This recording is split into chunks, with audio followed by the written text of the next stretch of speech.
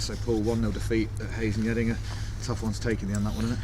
Tough one to take. The boys were magnificent. It's not an easy place to come with 11 men. Then you get down to 10 men, but I mean, we had the best chances, even with 10 men.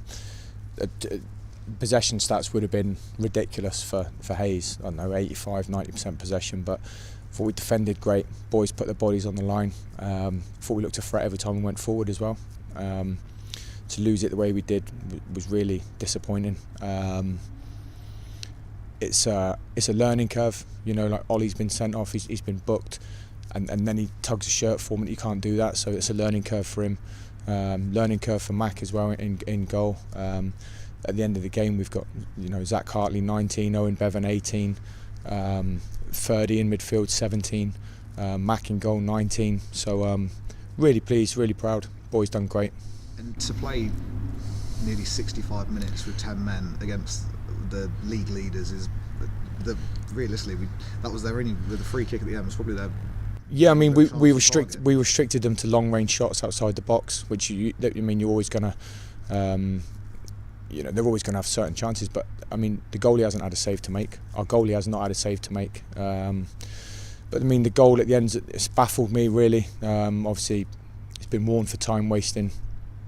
He's pushed it to the edge, and because the ball's in free play, he's give the free kick. I mean, maybe it's naive of me. I've played 620 games, and I didn't know that was a rule. So the refs just clarified it to me, and. You know, disappointing, but could we have got a block on the free kick? But listen, that don't define our season. Coming here tonight and losing 1-0 in the last. I mean, you saw the way they celebrated.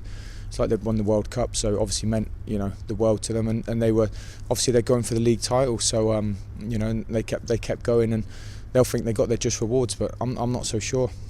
And you must just be proud of your boys, like 65 minutes with 10 men, and just to come against the league leaders and just play like they did. They were chucking themselves in front of every ball, blocking. Absolutely, but you can see the work we do in training as well. Our shape was great, and we're working really hard. And you know, I've got, in my opinion, the best striker in the league, Tyler Harvey's playing centre midfield. Alex Battle's having to play in midfield because we're down to the bare bones. We've got 3 17-year-olds on the bench from the reserves, and Yates, with all due respect, who's 36. So, you know, we've got bodies missing, but they'll be back for Saturday. Like I said, we've got 12 games left, and we'll give it a right good go. We're not finished by any means. We'll give it a go. And so overall on tonight, it's just an element of frustration, but also an element of a lot of pride.